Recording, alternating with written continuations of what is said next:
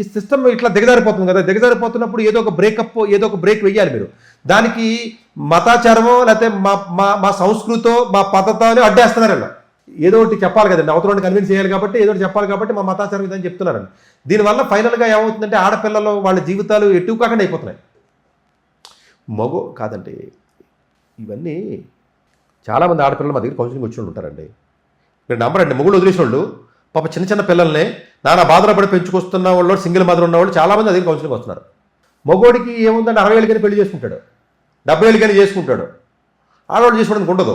అలా అంటే ఎందుకంటే ఆడవాళ్ళ మీద సాఫ్ట్ కార్నర్ ఉందని చెప్పి అంటే అన్నారు. కానీ ఆడవాళ్ళు అందరూ మంచివాళ్ళు, మగవాళ్ళు అందరూ మంచివాళ్ళు పక్కన పెడదాం, అది సపరేట్ టాపిక్. అది అంటే ఏమవుతుందంటేనండి జనరల్గానండి, ఇప్పుడు చూడండి 60 ఏళ్ళు వయసు వచ్చిన హీరో కూడా 18 సంవత్సరాలు వచ్చిన పిల్లతో హీరోయిన్తో సినిమా చేస్తాడు.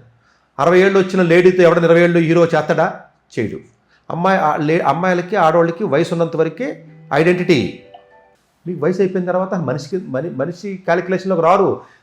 మీరు అనొచ్చు సిటీల్లో వీళ్ళందరూ మనుషులే కదండి, అందరూ ఆడవాళ్ళు బాగానే ఉన్నారు. ఇది 2%, 3%, 5%. ఫిమేల్ డామినేటెడ్ ఫ్యామిలీస్ ఉంటాయి కొన్ని ఇప్పటికీ. ఫిమేల్ డామినేటెడ్ ఫ్యామిలీస్ కానీ, కొంచెం రిచ్ ఫ్యామిలీస్ కానీ, కొంచెం ముందుకెళ్ళినటువంటి వాళ్ళు ఎవరైతే ఉన్నారో వీళ్ళు ఎంతమంది అంటే భారతదేశంలో 5%.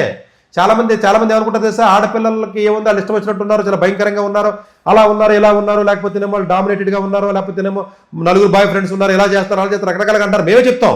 కానీ కొంచెం లోతుకెళ్ళితే ఈ నెంబర్ ఎంత తెలుసా, 5% ఉండదు. మీకు majority of the people suffer అయ్యేది ఎవరంటే ఈ rural areas, tribal areas, agency ఏరియాలో ఉన్నవారు, చదువు లేనివాళ్ళు. లిటరసీ కూడా ఏం లేదు కదండి మన భారతదేశంలోనూ. ఎవరికి సంతకం పట్టున్నాను 20 కోట్ల మంది ఉన్నారు ఇప్పటికీ భారతదేశంలో. సంతకమే రాదు వాళ్ళకే. ఏ రోజుగా ఆ రోజు 500 సంపాదించుకుంటే తిండి గడవను 40 కోట్ల మంది ఉన్నారు భారతదేశంలో ఇప్పటికనే. వాళ్ళకి ఎఫెక్ట్ ఇది. ఇప్పుడు సోఫాల్లో కూర్చుని లేకపోతే మళ్ళాగా ఏసీ రూమ్లో కూర్చున్నోడికి ఏం ఎఫెక్ట్ ఏం కాదు. వాళ్ళు లేడీస్ బాగానే ఉన్నారు, వాళ్ళకి ఏం ఇబ్బంది లేకపోవచ్చు. బట్ ఈ లా వచ్చినప్పుడు చాలామంది ముస్లిం కమ్యూనిటీస్లో ఉన్నవాళ్ళు చదివించరు పిల్లల్ని, ఆడపిల్లల్ని చదివించరు. ఎవడికో పెళ్లి చేసేస్తారు 10 ఏళ్ళకని, ఆడు పోయి ఇంకోదాన్ని మళ్ళీ చేసుకుంటారంటాడు. దీని పరిస్థితి ఏంటి?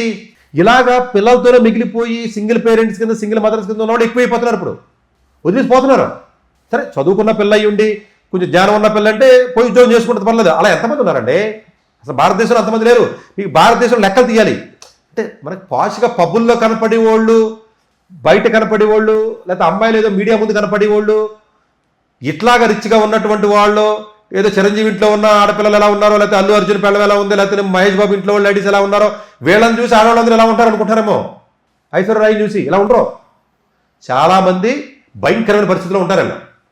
ఈ భయంకరమైన పరిస్థితిలో ఉన్న వాళ్ళు బయటికి రావాలి అంటే వీళ్ళకి ఎంతో కొంత హక్కు ఇవ్వకపోతే మతం ఏదవరం ఉండే మీకు ఈ సొసైటీ ఇంకా భయంకరమైన పరిస్థితికి వెళ్ళిపోతుంది.